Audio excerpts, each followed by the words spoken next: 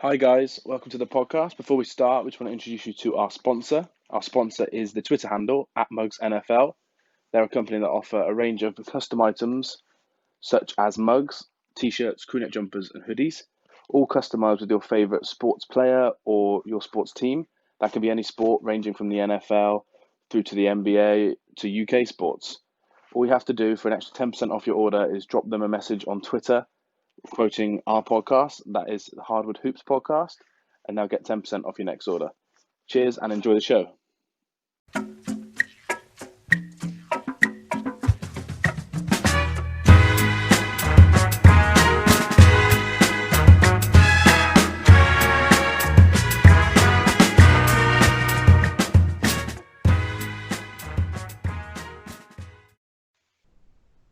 Hello, and welcome back to the Hardwood Hoops podcast. We're here for episode 9, and I'm joined as always by Mr. Benjamin Jones. Hello there. How you doing, mate? You all right? Yeah, very well, thank you. How are you?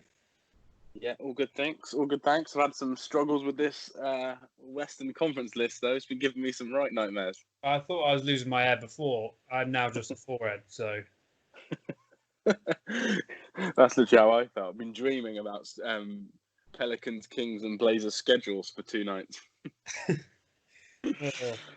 But yeah, that's the plan today, people. We're going to do a little Western Conference regular season preview and predictions for where we think each team's going to finish in the seedings. A little caveat to start with, this is a lot harder than the East.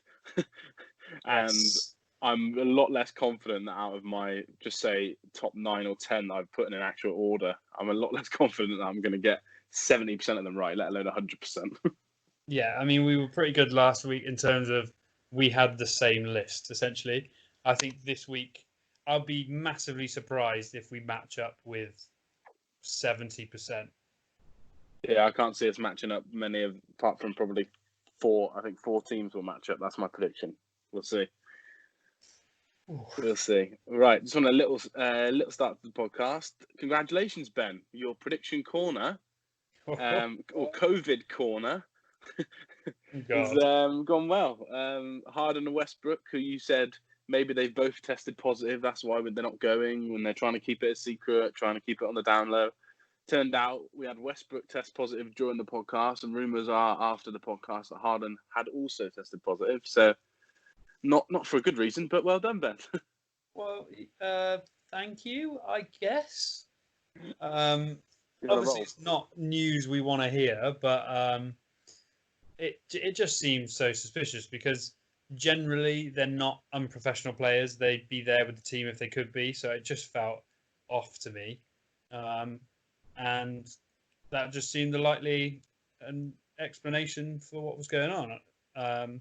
Hopefully they both get well soon and get fit and healthy, ready for this playoff run, because I have factored them into where I'm putting Houston as well. So I need them there and I need them playing.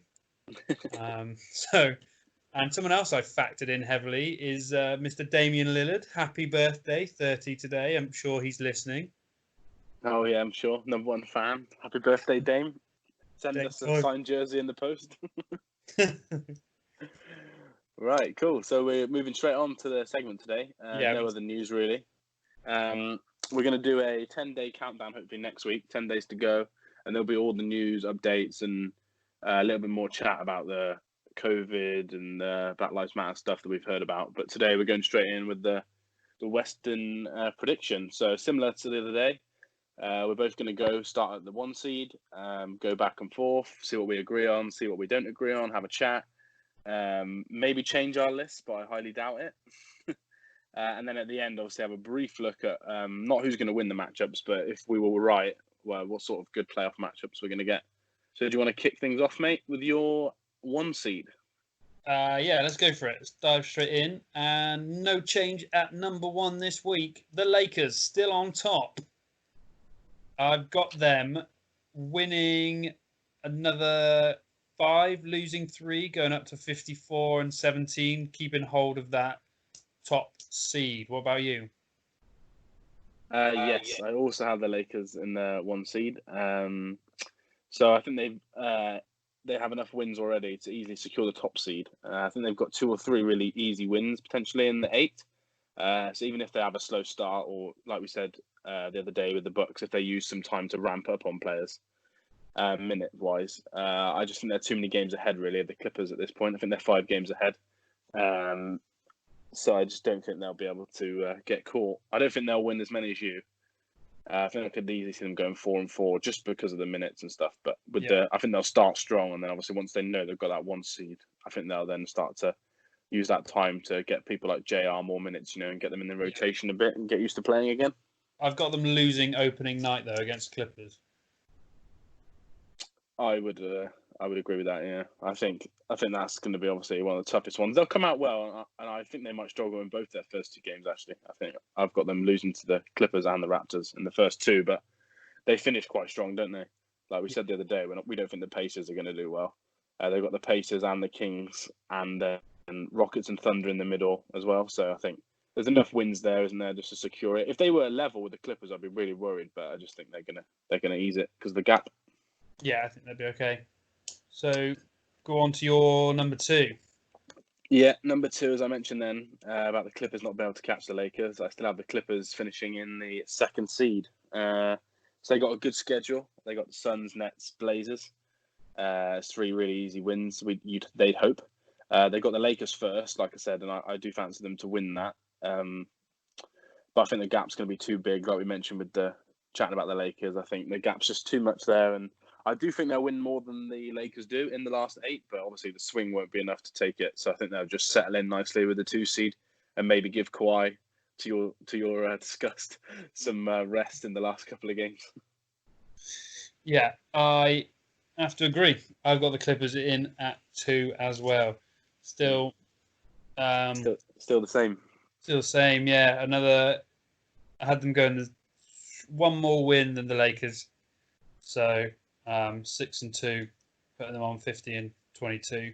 But I don't think those 2 teams have got anything to worry about. I think they're too far ahead of the rest of the field and each other to make any real impactful change.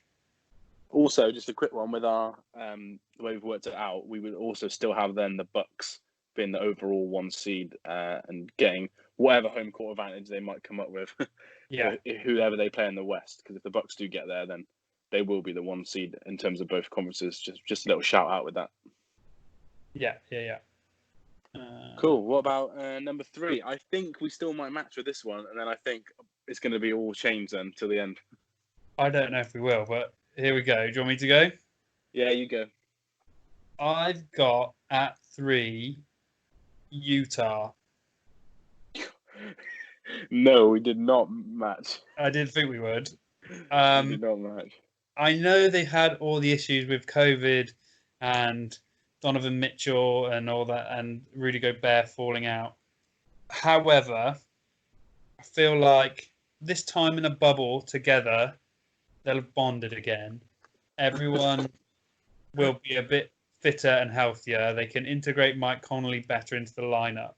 And I think with that experience, coupled with the sort of passion of the younger ones and Rudy Gobert, I think trying to make up for being an idiot, basically, I think they're going to sneak a couple of wins because their schedule's not too bad either.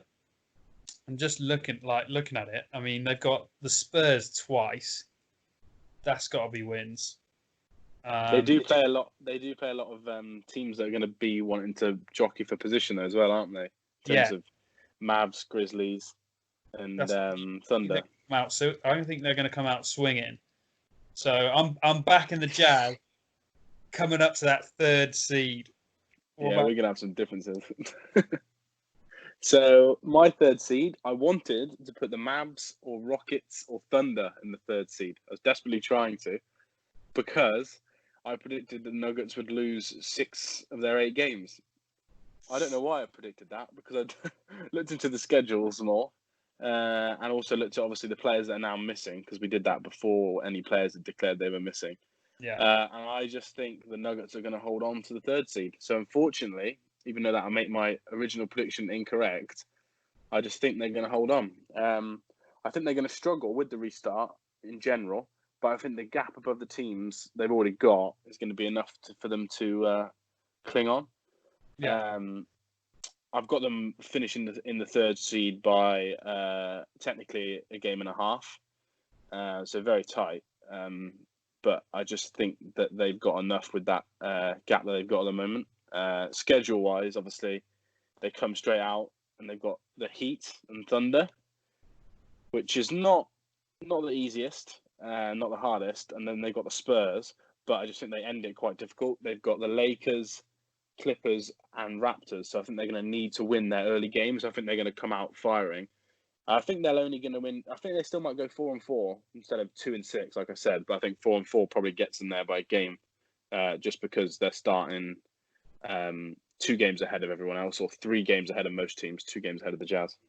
Funny because I've got them at 2-6. Yeah, like I predicted originally. Yeah. Yeah, I looked at it and I'm 3-5 or 4-4, depending on what hat I have on, because I do quite like teams like the Thunder. Yeah. But a 4-4 is the most I could get them wins wise, and if they did 4-4, they would definitely finish third from what I've done. So I've given them the third just about. Okay.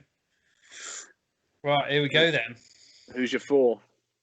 4, I had a tie, both on 45 wins. Okay. The Mavericks and Nice. the Nuggets. But if it goes on head-to-head and not win percentage, the Mavericks slide into 4th. Yeah, it would go on head-to-head, and then after head-to-head, it goes on to division winners. And the Mavs would have also won that, so they have both tiebreakers, I think. So there we go. Mavericks in at 4. I think from videos, I know you can't tell much, but from videos I've seen, they are all looking fit and healthy, and camaraderie's high. I think they're going to come out motivated. Porzingis is going to be healthy. Luka's going to be healthy, and Boban's going to be dunking all over the shop. So Mavs go in 4th in the Western Conference. Who have you got? So this is our third match. I've also got the Mavs in at 4. We're back on track. Which is a bit of a climb, obviously, from where they are at the moment. Yes. Obviously, I'm a Mavs fan, so it's a bit of bias. But the fact you've got them 4 as well maybe makes me feel a little bit better. Schedule-wise, going they've 5-3. I was going to say, I was going to ask you actually if you had them going 6-2 or 5-3. But they've got a real mixed schedule. So they've got Suns, Kings, Jazz, Blazers, who are easier games. They got Suns twice, sorry. And having the Suns twice was actually one of the key things that got them into 4 for me. But on my notes, I've also written, if they beat the Rockets first game, I really think they could challenge that 3rd seed. That's one of the games I just think is a bit more of a coin toss. Yeah. And obviously we don't know what's going to happen with the 2 stars, because yes, obviously they've already got Corona and we're a while away, but you do need those 2 negative tests, and for some people it can linger on for a lot longer than others. So I don't really know what team the Rockets are going to be starting with in game 1 and 2. So I put, if they can beat the Rockets, they've got a good chance of jumping to the 3rd. And also, like you mentioned, you said Luka and KP are looking good. Luka and KP always start well. Every season of their life, really, even through Europe, they've all started well, especially Porzingis. And he's going to be so much fresher with his knee injuries at the start of the season. So I can see them doing really, really well in those 8 games and in the first round of the playoffs before maybe the minutes catch up with KP a little bit. Yeah. So I agree with you. We've got a match. I think as well, here you go, I have got the Mavs beating Rockets opening game. Yeah, I honestly do think they could really challenge for the 3rd seed, which would be ideal for them. Because I won't ruin it, but the matchup I've got in the 4-5 would be 7 games for them. Whereas if they can get to the 3rd seed, I fancy them to progress quite nicely. I've already revealed my 5 because I had a tie. Yes, true. So I've got the Nuggets in at 5, going 2-6, leaving them with a record of 45-28. They'd be disappointed with that, wouldn't they? As a fan base, to be fair, if they did go 2-6, that'd be a real worry before the playoffs. Yes, that sort of form level. Especially the way I've got the 2-6. You've got them losing a lot at the end. Loss, win, and then straight losses. Yeah, they've got a harder end to their 8 games. It's almost good if they're doing well and they ramp up well into the playoffs. It could be really good, but Yeah, I've got them winning against the Jazz. But yeah, I've got them losing their last three. So if they lose to get Jazz or as well, you're talking 4 or 5 losses in a row, which would be bad going into the playoffs. And I feel sorry for them as well because I really hope they don't do this. I hope they upset my list here and do well because I do like the Nuggets and I like Jokic. I'm looking forward to seeing how skinny he actually is, and hopefully they'll play well. But looking at it at the moment, I can't give them much more than this. As a Mavs fan, if that was the way it turned out, I'd be very happy with that. I would much rather than play the Nuggets or the. Out of everyone, I would rather them play the Nuggets or the Jazz. Yeah. Out of every team that they could possibly play. So I would be happy with that. I'd be much more happy with that matchup than the matchup I've got them having. So who's next for you there then in at 6? No, 5. Oh, 5. Oh, yeah, you're 5. Sorry. Yeah. My 5 is everyone's favourite team, the Houston Rockets, coming in at 5. Because I did a draft list, obviously, before we did the East pod, and they were the 4 seed, pushing to be 3rd, to be honest. I fancied them to do really well, but this added complication of the players obviously not joining in Orlando and then that being Corona related, it's put them down for me because I've given them 2 losses to start, whereas they had 2. They probably would have had 2 wins, or maybe 1 win. So I just think that could lead to a slow start, which could hamper them and drop them into the 5. Even though they might be happy with the 5 seed, you don't know. But they've got the Kings, Pacers, and Blazers to play that I think are all like easy wins. I can't see them struggling in those games. So that's 3 wins straight off the bat. So if they get those 3 wins, they're going to struggle to finish lower than the 6. And I just think their star power in their latter games, when their players are obviously back, I think they're going to have enough just to finish in that 5 seed. I do think it'll be very close, 4 and 5 though, and they play in the same division, the Mavs and Rockets. So, and they play each other. So the game they actually play each other would swing it for the tiebreaker. Yeah. So like I said earlier, if Mavs win, it can get them higher. Same with the Rockets. If the Rockets somehow to beat the Mavs, even if they finish with the same record, then the Rockets would take 4 seed. So I think that first game is crucial. So it's just whether they'll be fit or not, and they end it. Well, in the middle, they've got Kings, Spurs, Pacers. They're the 3 games where I'm like, I could see them winning 3 of the last 4, and then they've got the 76ers last, where they just got a free hit to try and win a game. Yeah. So I can see them doing well, and they've had a lot of rest. And I think James Harden and Russ Westbrook both phenomenal on rest, if they're healthy. So it's a bit up in the air. But I've given them that 5 seed. Well, it ties in nicely because I've got them in my 6th. Okay, cool. I've got them in it. So no movement for the Rockets on me, even though I've given them, well, they go 4 and 4. I put them at. Keeps them in 6th. Again, that middle little run saves them for me. Picking up those 3 wins over Sacramento, San Antonio, and Indiana. And depending on how they're doing, because they're on my list, there will only be 1 game back from a potential 3-way tie for that 4th seed, which could throw a real spanner into the works there. So, because at the moment I've got them losing that last game to Philadelphia, I just think they'll rest Russell and James, and just Philadelphia would be too big for them. Especially if Philadelphia need that win for seeding on their end. Exactly. But if they really want to push to get that seed above, to get a different matchup, then who knows? Well, it'd be the same matchup though, wouldn't it? If you get, oh no, sorry, you've got them in at 6. Ignore me. Yes. Yeah, on my one, I'd have them in at 6. So obviously I'll go back through who the potential matchups would be on my list at the end, because it's all a bit confusing at the moment.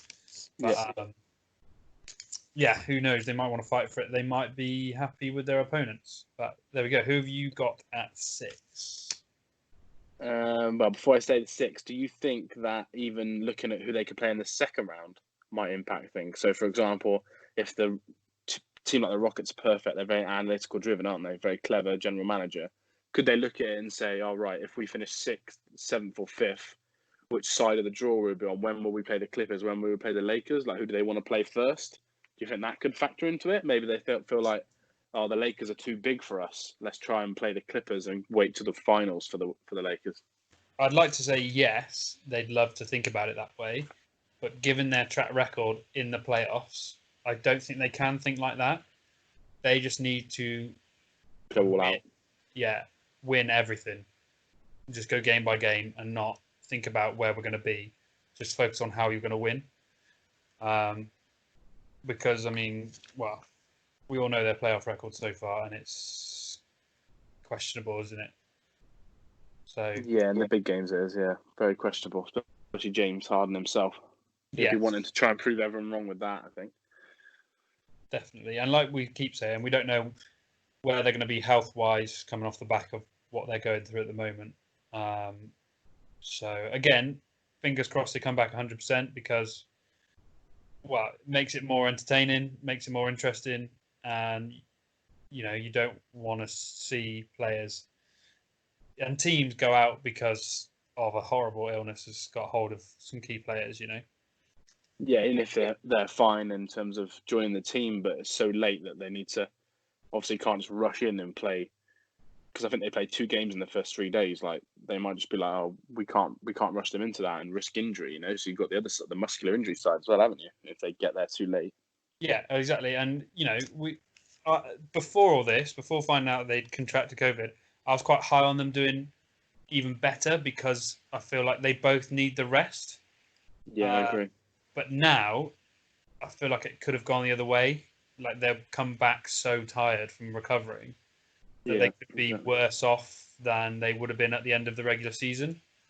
It's almost harder to know as well without knowing if they're asymptomatic or if they're showing symptoms, because obviously it'd be very different if you've just living your normal life and you've just got it asymptomatically compared to someone who's in bed for a week. Do you know what I mean? Struggling to breathe and having to take in fluids and not being able to exercise and stuff.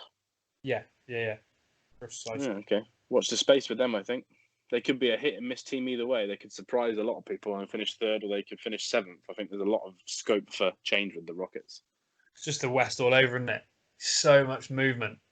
Potential. Yeah, that is definitely the West all over. Oof. Right, moving on from our favourite team, the Rockets. I kind of have to stop saying that because it is going to get harsh at some point. And eventually, James Harden's going to move teams and we might like the Rockets. My 6th seed is your 3rd seed, the Utah Jazz. Big drops. Yeah.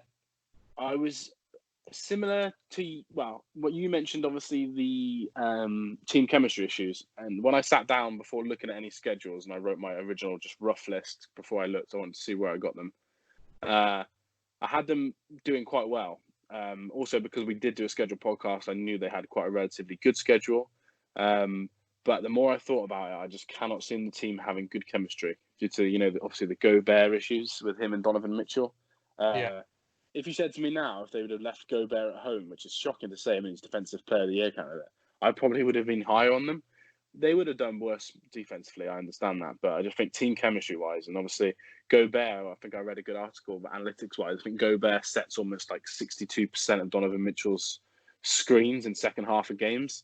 Oh, wow. So, when it gets to 4th quarter minutes, you got these 2 players that, at the moment, they could patch it up, like you mentioned, but at the moment, there's issues. I just think there could be some real communication issues there, but yeah, we'll see. The only thing that would definitely prove me wrong, like Ben said, is if you look at their schedule, it is very, very favourable compared to some of the teams we've looked at. They do play, obviously, the Spurs twice, which is a team that, in general, haven't had a great season, and they're also missing one of their best players. So that's a worry. They play the Mavs late on, and it could be a similar issue with players that Ben's mentioned. Porzingis could be on a minutes restriction because that's literally 3 nights before the playoffs. And also, they've got teams around them. They've got Pelicans, they've got the Grizzlies, they've got the Thunder. So they've got teams that are obviously in a similar position. And if you beat the teams around you, obviously, similar to any sport, it's more of a benefit to you. So I do think their schedule is good, but I really struggle to see past them team chemistry issues. So I just see them finishing 6th. Something that really worried me about them as well was Bogdanovic. He's out for the rest of the season. He's having surgery, but I massively rate Jordan Clarkson. I think he will step in and fill that role perfectly. I would not be so positive. I think he's great. What team did he used to play for, though? Oh, well, yeah, that did help. Team. Yeah, potentially. He could definitely plug that gap. They've got the pieces to sort of build around it. And like I said, with Mike Connolly integrated more, and hopefully playing like the Mike Connolly we all know and love, especially after his big horse win over the break, I think there's more about him. I think they're a bit of a dark horse in this little bit here.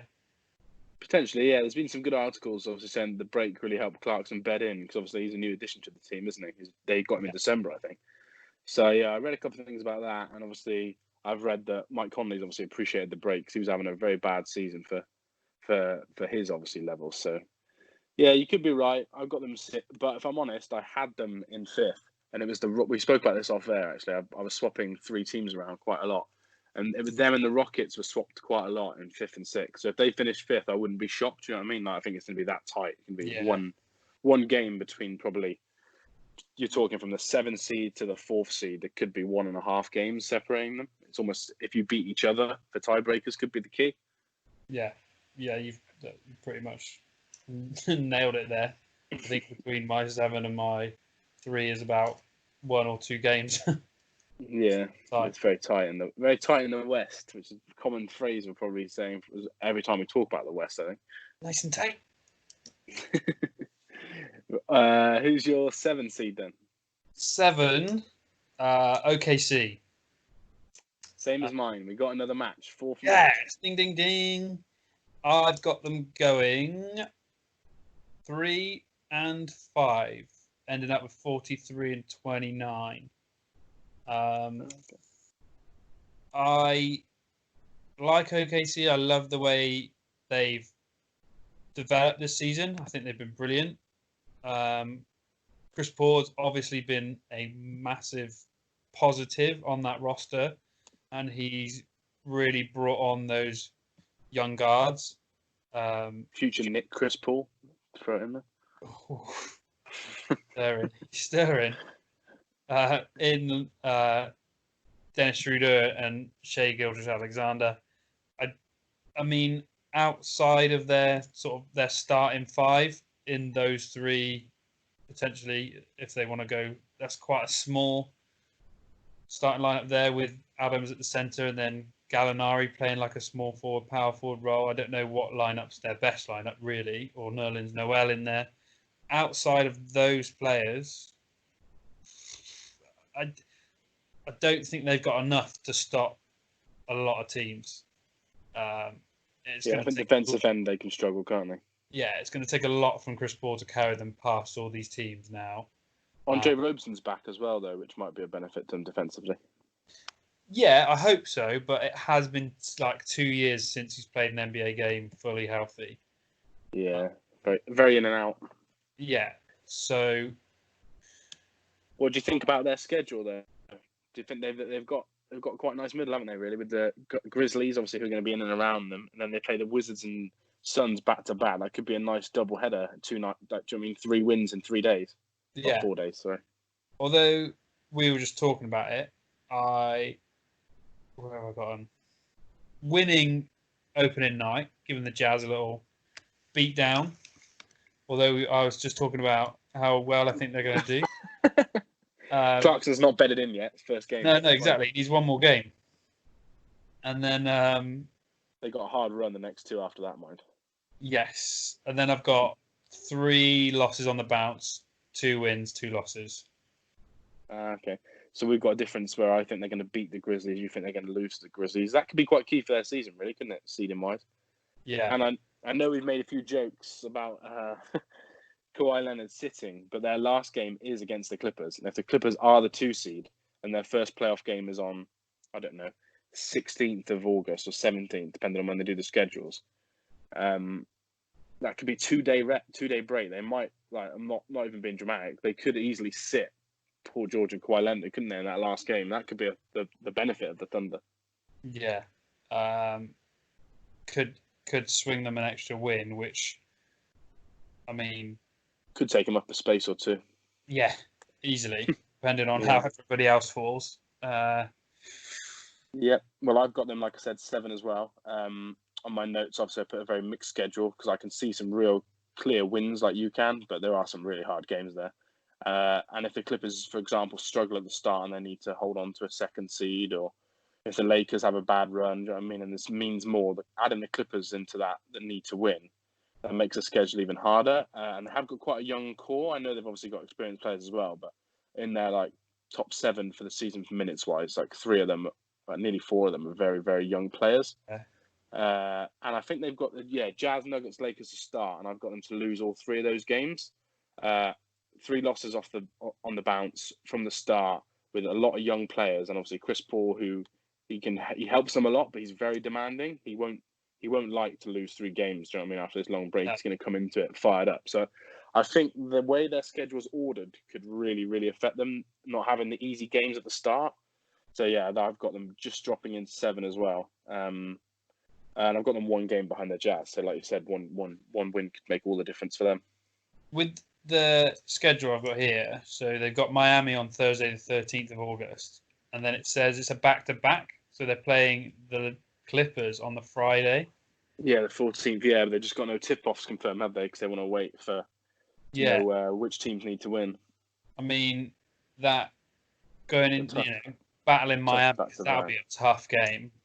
And then going into Clippers straight away could hinder them a bit more as well. Yeah, Chris Paul at the Clippers. I think it could actually hinder their first round in the playoffs as well. You know, if they're one of these teams that are getting an early game, just say the 17th, for example, you've got 2 days rest, and then you're straight back into it. And if things don't go well and you've got thumped by the Heat and the Clippers, it could be really tough for a young team to bounce back. And we know what Gallinari is like, similar to KP, really. A lot of injuries. A couple of back-to-backs at the wrong time if you need to win games. You could even see them rest him against a team like the Clippers and just say, "Look, we are the 7th seed. We can win and go up to the 6th. What's the difference?" Do you know what I mean? Yeah. I because again, I'm a fan of Gallinari, but like you said, it's just the injury, isn't it? He needs to be sort of that 6th man, 7th man role rather than part of your starting unit. Yeah, rather than your second leading scorer, I think. Yeah, definitely. Very heavily relied on. He could be a great sort of Lou Williams for a team. Yeah, he could. Yeah, well, I've mentioned before when I was on a guest on another podcast that he'd be the perfect signing when he's a free agent for a team like the Mavs. You know, when your 2 scorers are off the court and you've got like a 6th, 7th man off the bench and you've Gallinari, it's just like insane. One thing I was going to mention though, I did just say then they might sacrifice like a last game and just be like, look, 7 is the 7th seed. That's probably absolutely incorrect because if you're the 7th seed, you're playing the Clippers, and everything you read is that every team obviously wants to avoid the Lakers and the Clippers. So I think there will be a big battle just to not finish in 7. So yeah, I take that back. I can't see them at all putting people on minutes restrictions if they've got a chance of getting that 6th seed. I think it's so much more important. Imagine playing the Jazz or the Nuggets over the Clippers. Like, it's an easy pick, isn't it? You take that every day. Yeah, exactly. So yeah, I think whoever finishes 7 is going to have a tough first round of the playoffs. So, speaking of tough first rounds of the playoffs, who have you got matching up against the Lakers in 8? So in 8, I've kept it with the Memphis Grizzlies. And I believe, it's 1 game ahead. Oh no, 2 games ahead. Sorry. If who I've got in the 9th seed. So there will be a spoiler alert. There will be an elimination game. Won't say who with yet, but there will be. Grizzlies have got a very hard schedule. I think they've got the hardest or second hardest left. They had the hardest in the whole NBA when we were going to have a normal season. So obviously the NBA schedule makers did try and replicate people's strength of schedules because that was the only fair way to do it. They finished with the Thunder, Raptors, Celtics, Bucks as a 4. And I know the Thunder aren't the greatest team, as in they're only 1 place above the Grizzlies, so it should be a closer matchup. But like we said, the Thunder are going to be jockeying for position. So I think to finish with those 4 games, it's going to be very, very hard. But I just think they've got a 3-game lead on the Blazers at the moment, a 4-game on the Pelicans and Kings, or maybe a 5-game on the Kings, sorry. No, 4 games, yeah. So I think their gap is what's going to save them. I think they're going to lose more games than the 3 teams actually that finished below them in the standings, but that gap that they've got themselves now is going to be really real good cushion for them. Yeah. What about you? My sheet here, I've got them going 2 and 6. Same as me.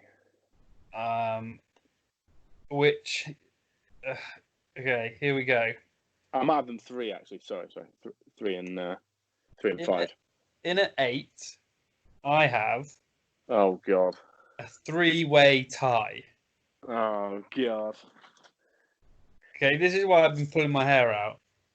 I've got the Grizzlies go 2 and 6, puts them on 34 and 39. I've got Portland going 5 and 2. No, 5 and 3, sorry. Puts them on 34 and 40. And the Pelicans going 6 and 2, putting them on 34 and 38. So the team, I believe, though, because it'll be done on percentages, the teams that have got the less losses with the same wins would actually be above. So who have you got the least losses out of that group? So, man. Yeah, because it only goes tiebreaker if you've got the same wins and losses. That's so harsh, though, because if you haven't played as many games. Yeah, true. That might be something that we need to double check the rules on. To be fair, you could be right, because obviously in the normal case there would be the same. It would be the same losses. Yeah. It's just because like in the season when they've played different amount of games, it's based on obviously a percentage. Yeah. But obviously, yeah. How do you do that? Maybe that's something. Let's do that though, so I can get some placings. Hypothetically, let's do win percentage. That puts the Pelicans in at 8, having a playoffs play-in series against the Grizzlies, ousting the Trailblazers. I'm just trying to quickly do a cheeky Google to see if I can find out about the tiebreaker. I had a little look. I couldn't see anything myself, but if you find something, please tell me, because it says here on the ESPN, given the uneven number of games played, the NBA will use win percentage as an initial tiebreaker. So yeah, it would be based on how many games you've lost. So there we go. Yeah, because they use an example that if you look at it, the Wizards are actually only 5.5 games back for the Magic because of the win-loss rate. So it gives them a chance to make up 5-game difference. So yeah, it would be the Blazers missing out then. Is that right? In which case, yeah, Pelicans in at 8. Wow, they've had a good end of the season to get to 8. And Grizzlies at 9. Yeah, I keep looking at the Pelicans, right, and I think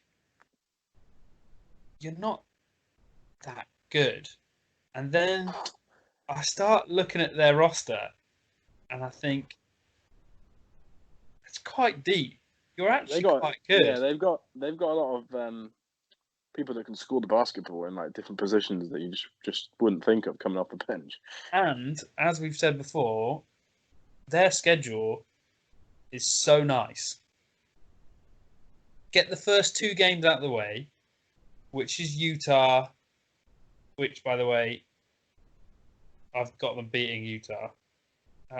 Those are like. I was going to say I was thinking about the tiebreakers. I heard what record you gave the Blazers, but I missed what record and the Grizzlies. But what records did you give the Pelicans in the end? Pels 6 and 2. I've got them losing to the Clippers and Memphis, but then picking up wins everywhere else. God, that is a hell of a season-ending run, isn't it? To get 6 wins out of 8 for a team that's probably not managed 4 wins out of 8 at any point in the season. It's frustrating because that's what I mean. I look at their record, and I think, actually, you're gonna slip up here.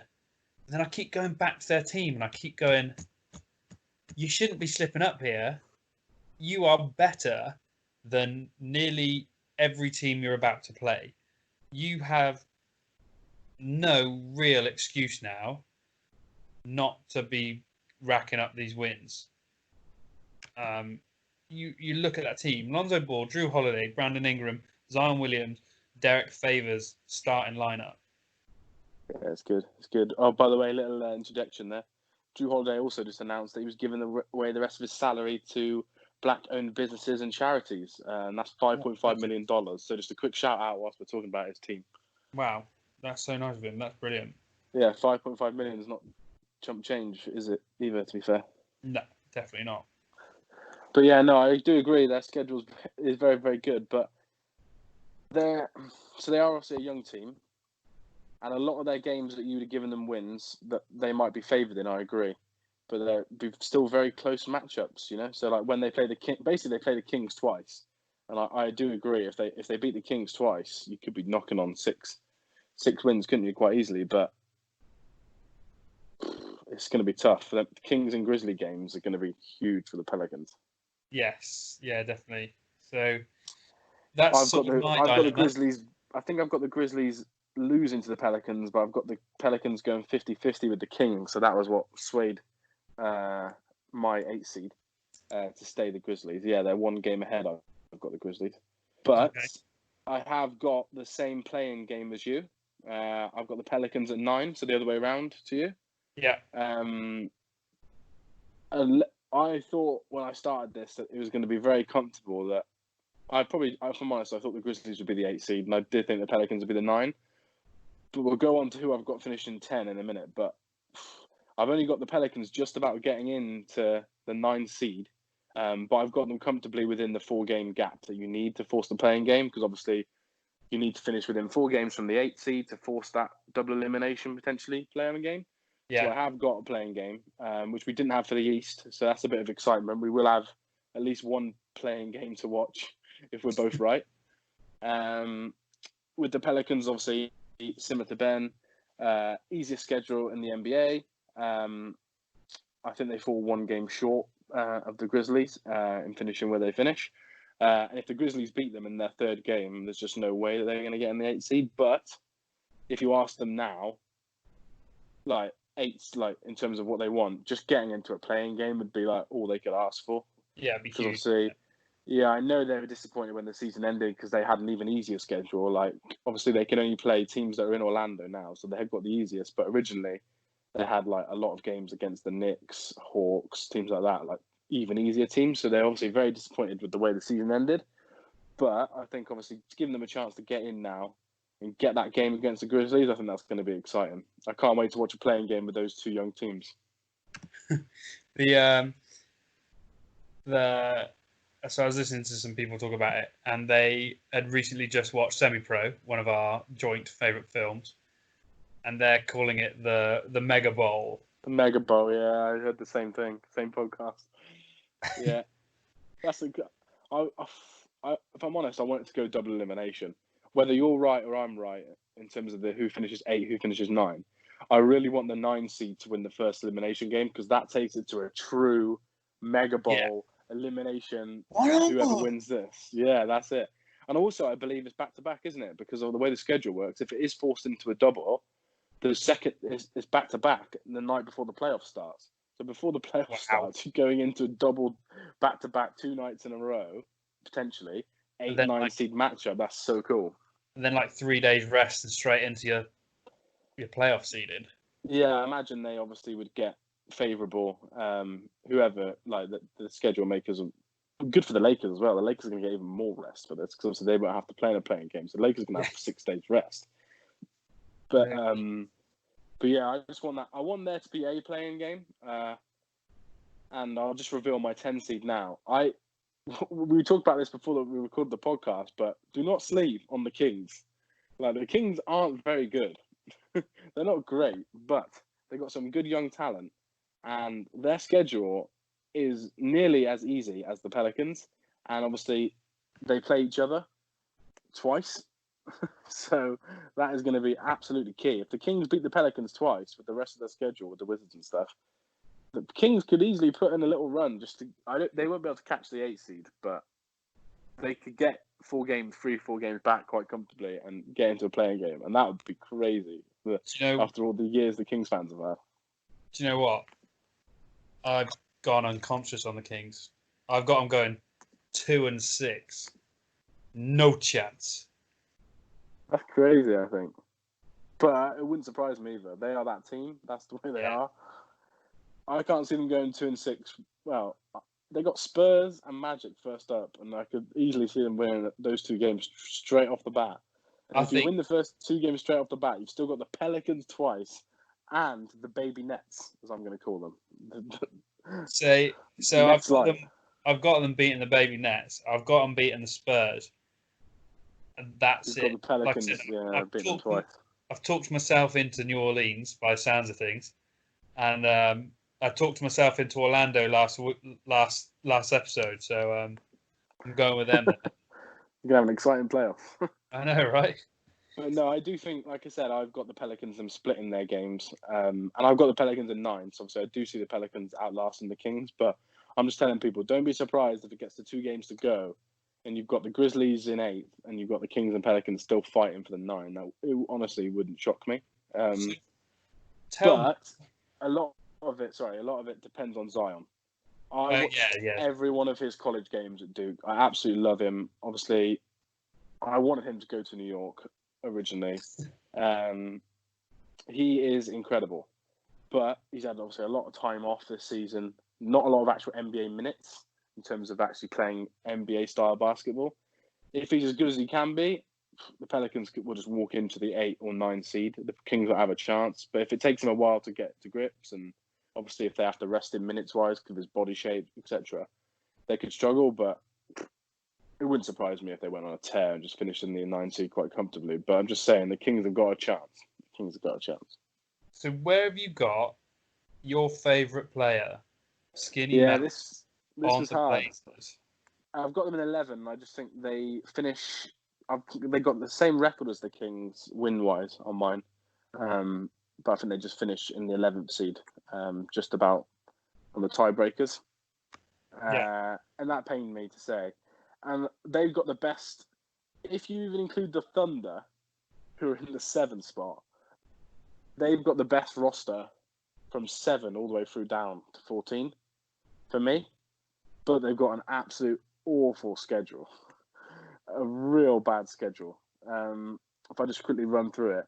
So they start with the Grizzlies, which obviously they need to win that. They can't afford to lose that. So if you lose your first game, they're almost done.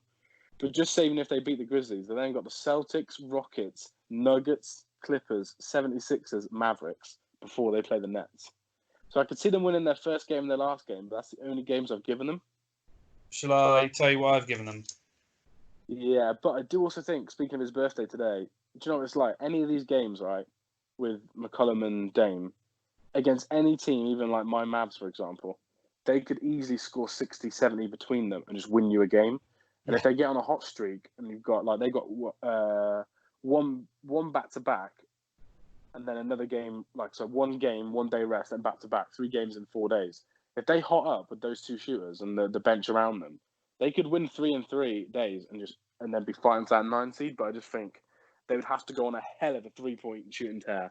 And if they do, I'll be happy because I get to watch my man Melo win an elimination game at the last second 3 when he should pass it to Dame. If I want them to do anything, it is like go 8 for 8 and try and push out the 8th seed because I don't want them playing the Lakers because I think they might upset them. But I was going to say, you're a Lakers fan. Just take away all the records. Well, you're not a Lakers fan, you're a LeBron fan. But who are they the team out of all the options from 8 through to 14 that you would say that is the hardest matchup for the Lakers? Are they the team that's the hardest one? 100%. Yeah, I agree with you. Absolutely, no doubt whatsoever. With the roster they've got, I feel that is some serious problems for the Lakers mainly because of matchups. I don't think the Lakers have got anyone that can guard Damian Lillard. Perhaps they can put a body on CJ. And then I think they've got enough bigs, certainly now, to sort of slow Anthony Davis down and potentially the rebounding power of JaVale and Dwight. And Melo's not going to back down from a LeBron challenge, is he? I think that is mainly because of Damian Lillard. It's a horrible matchup for the big Lakers playing against incredible guards like Dame and CJ. I think it's so tough for them.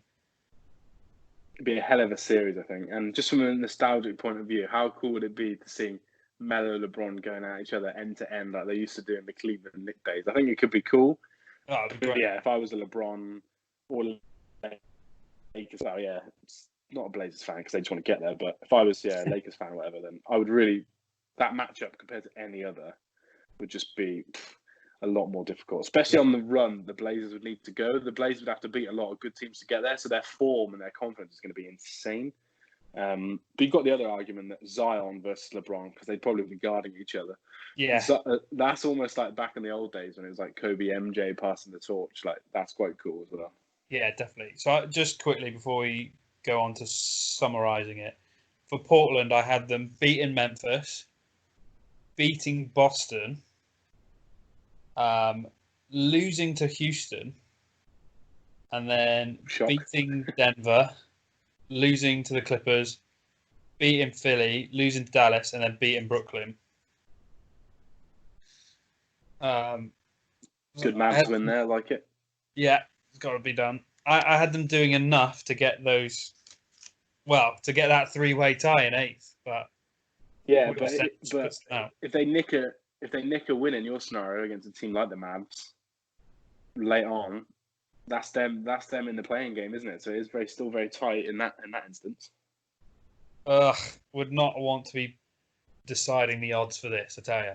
They need to win their first game back, in my opinion, desperately, don't they, against the Grizzlies? They have to win. If they win that, they can just then start to go game by game and just take it as right, we need to shoot the lights out. Yeah, definitely. All right, cool. Well, let's end it on a little bit of an overview. On your list, obviously it's a bit difficult going back and forth, but on your list, can you point out, let's just go one each, one playoff matchup that you're most excited to see on your list, if it was true? So I will run through them all quickly, and I'll tell you which one I'm looking forward to. So 1v8, I've got Lakers Pelicans. 2v7, I've got Clippers OKC. Well, have you actually got 1v8? Because obviously we're not deciding who wins the playing game, are we, today? So Pel/Grizz. Yeah. And then 3 and 6, I've got Jazz Rockets. And 4-5, Mavs Nuggets. And I think out of those, it's tough. I'm going to go with Jazz Rockets because that is always a really good series. Yeah, they played last year, didn't they? Yeah. And the year before, And the year before, yeah. So that's... The Jazz will be desperate to get that win on them and finally as well, wouldn't they? Very motivated. Yeah. And they'll go super big, I think, and try and just bully them. Go back, coronavirus in the paint. Yeah. James won't want to go near him. He's immune now, it's all right. Oh, yeah. Well, my list was obviously Lakers would play the same as Ben. Grizzlies or Pels. Obviously, we're not going to predict that today. Clippers would play the Thunder, which is just that is a fun matchup. Nugs would play the Jazz, and the Mavs would play the Rockets. And not being biased either way with who I like the most, who I dislike the most, I would think that the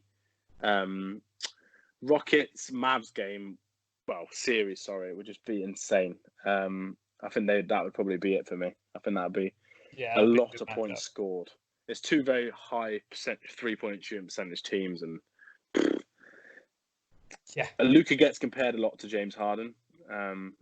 And I think I'd like to obviously see that matchup. And as a Luka fan, I'd just love to see him beat someone big. I do think they can cause a stir in the whole playoffs, but I just think to take the next step, at least they really want to try and win their first round matchup. And if you can beat the Rockets, who've obviously been Western Conference finalists the last couple of years, that'd be a real good way to put them on the map for the future. So yeah, I think that'd be a cool game. And if the Rockets beat the Mavs, their confidence would just be sky high going into a game, obviously, against Lakers or Clippers in the future. So, exciting matchups. Just as added sort of source for our potential 2v7, Clippers OKC, Chris Paul returning to the Clippers there. I think that's a nice little. I don't know how they're going to receive him. Whether it'll be. There'll be no fans there. Oh yeah, true. I was just thinking, like, where are you going with this? By the way, though, if there was fans and it was in home arenas, that would probably win the matchup because you know how motivated he'd be going into the Staples Center to play the Clippers. Yeah. But I think it being in Orlando takes a little bit of shine off it, and the Clippers are just going to be too good. But I guarantee you, Paul would win the Thunder a game. I don't think they'd get swept. I think there'd only be one sweep in this conference, 1v8. But yeah, some good matchups there. Well, that's a sort of pressure lifted off me, I feel. Yeah, it was a bit stressful going through that. Maybe we'll change our mind when we come to our 10-day countdown next week. We'll, if we've changed our mind or if anyone gets injured or anything, we'll have to mention it to the listeners. Yeah. It might all be flipped on its head. I think I'll try and stick to this. And, seeing as I've been quite good with my predictions so far, I'll see if Only for viruses. I just need the Wizards to come up 0-8 and then I'll be flying. I think you've got a hell of a chance of that one. Hell of a chance.